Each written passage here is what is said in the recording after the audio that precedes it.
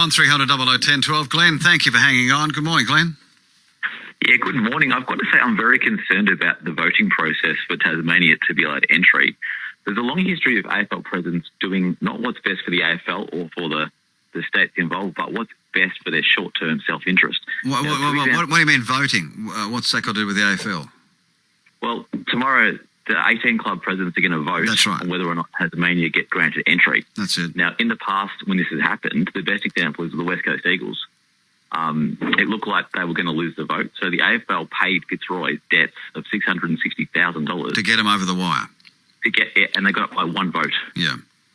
So the president clearly then didn't do what was best for the AFL, didn't do what was best for Western Australian football, but did what was best for their own individual interests. And the other example is Fitzroy was happy to merge with North Melbourne. Yeah. But the clubs voted against it because they thought that they would be too strong. So they instead voted for Brisbane Fitzroy. Yeah. Now, Fitzroy is a 20-hour drive from Brisbane. So it was the worst thing possible for Fitzroy, but the club did what was best for them, not what was best for North Melbourne or Fitzroy. So I'm very concerned that... What sort of... Well, they're going to ratify, hopefully, or they think they're going to ratify the 19th team, which will be the Devils, I would imagine, Glenn, in Tasmania. That's going to happen tomorrow. What sort of voting system should be applied, do you think? The same that's happened in the other sports where the governing body does what's best for Tasmanian football.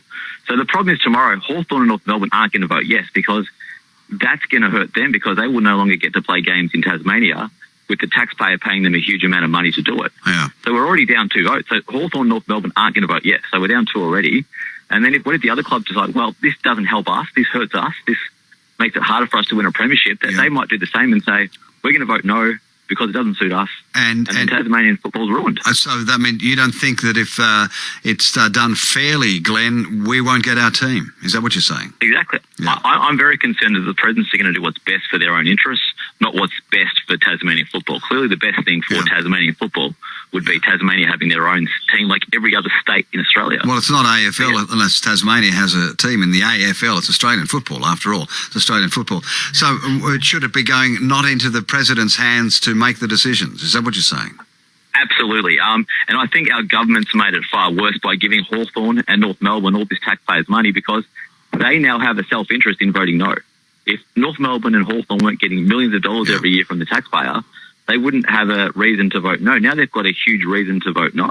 But given that we were told by the head of the AFL, although he's not in that job anymore, it's been taken over by a new one, as we announced on the show yesterday. Even though he said, "You give us a stadium and you get a team," you don't think he'll fulfil that promise? You don't think he's talked to the other members of the board who'll vote tomorrow, Glenn?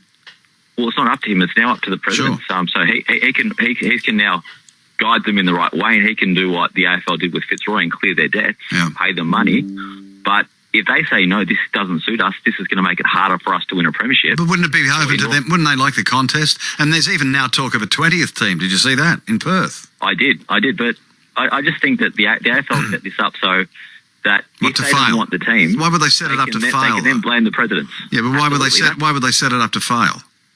They like the current system where the Tasmanian taxpayer subsidises Hawthorn and North Melbourne because it means they don't have to. If North Melbourne lose their deal with the Tasmanian taxpayer, the AFL then have to give every year North Melbourne more money. They're already subsidising North Melbourne.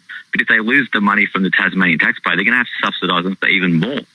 And the same with Hawthorn. So I'm actually of the view that the AFL set the unreasonable expectation of a $750 million stadium with a roof, when we've only got one other stadium with a roof, hoping the governments would say no.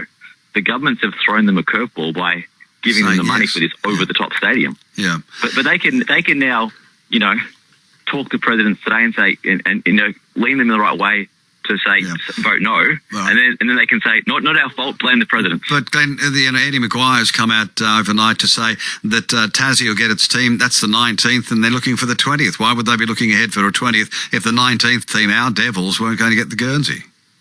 I think the thing you need to remember about Eddie Maguire is he always does what's best for Collingwood.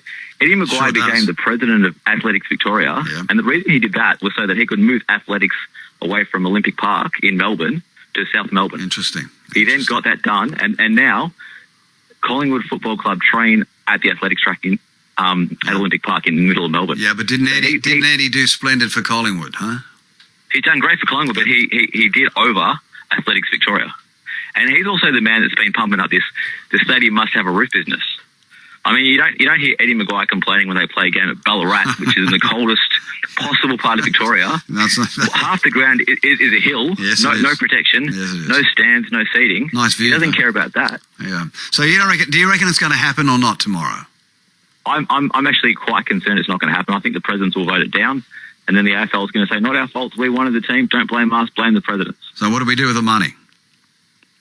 I think the big thing is we have to stop giving Hawthorn and North Melbourne money. The AFL want games to be played in Tasmania. Yeah. It's just that their preference is Hawthorn and North Melbourne, with the Tasmanian taxpayer giving them millions of dollars every year. And that's money that the AFL don't have to give Hawthorn and North Melbourne. Would you like to see Tasmania have a team? Absolutely. Yeah. It's absolutely insane. But not this way. It should have happened 30 years ago. It should have been Fitzroy. Yeah, of course it should have been relocated to Tasmania. That would have made much more sense than sending them to Brisbane, which is a 20-hour drive. Yeah, you're right. From Fitzroy. Well, this time tomorrow, I guess we'll know. They'll be meeting down, getting it all together, whether they ratify the 19th team, which should be the Devils in Tasmania, and then head to Perth for the 20th one. We'll wait and see. I want you to give me a call back, all right, once the meeting is concluded. Can you do that for me? Absolutely. I hope I'm wrong, but I'm very concerned that we're going to see a repeat of the Hawthorn, North Melbourne and Fitzroy merger and the West Coast Eagles, where Fitzroy had to be bribed $660,000 to make them change their vote. Well, there's $240 million or $700 million in the balance here, isn't there, Glenn? I think that's interesting too. I think that's just the beginning. Yes. Every single team in the AFL has a separate ground for the AFLW. So if they get this, the next demand is going to be, we need our own AFLW venue. And then the demand after that is going to be, we need a new stadium in Launceston. Because in the first year they're going to be playing in Launceston. They are. They'll be sold out. So then they're going to be like, we need a new stadium in Launceston. This stadium isn't up to... So you're looking at probably $200 million for an AFLW stadium, and then probably another $750 for a Launceston stadium. Wow. So this is just the beginning. Yep, you've got a plan. This is the tip of the iceberg. It is. You're quite right, Glenn. Let me know what you think tomorrow once the meeting's done and dusted. Will you do that for me? Absolutely. I've got my fingers crossed they're going to vote yes, but I'm really concerned they're going to say no. No, you've got your fingers crossed with one hand, but there's another crossing of the fingers behind your back, I think, isn't there? Yeah. I'm hoping desperately that we get the team. Let's hope so. Call me when you know. Thank you very much. Held at Hope. October 1, 1986, one of the most significant dates in football history. The VFL Commission is meeting with its clubs to vote on the expansion of the league to 14 teams, with licences to be offered to Western Australia and Queensland if the vote is carried. On the same agenda is Fitzroy's fight for survival, and the two are about to become inextricably linked. Halfway through the meeting, it looked as though the Conservative forces were going to carry the day and prevent this new look national competition from starting up.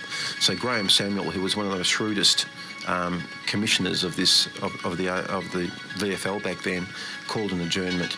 They got Leon Weigard, the chairman of Fitzroy, in a side room. He was told that he was going to get $666,000, which would probably keep the Fitzroy Football Club alive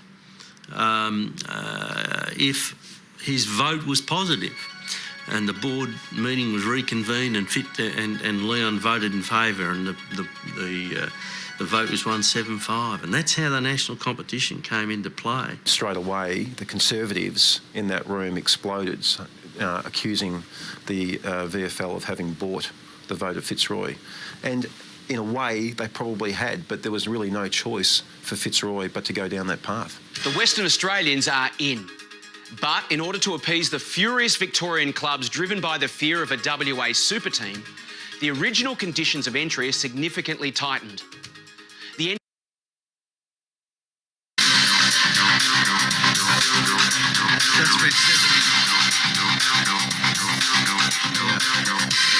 That's been said to me more than once too. But as I said, Eddie Maguire overnight said we're looking at a 20th team, 19th for Tasmania, 20th one coming out of Perth. Well, they've already got a couple. Why another one? And the roof over the stadium, of course, that'll preclude games of international cricket. So the debate continues to go on, as does the debate over where the money is going to be spent. $240 million over the weekend. That's what the Prime Minister gave us in a blustery old handover of that money on the weekend. And he said it was for the precinct. But as you know, I talked to the Premier yesterday, and he said $700 million to the stadium. The rest may have to be enabled, as he used that word many times in my conversation with the Premier yesterday. The stadium will enable private enterprise to come on board and do the rest of the work. That means, does that mean the export area for the Antarctic ship? Does that mean the shops? Does that mean social housing? Does it?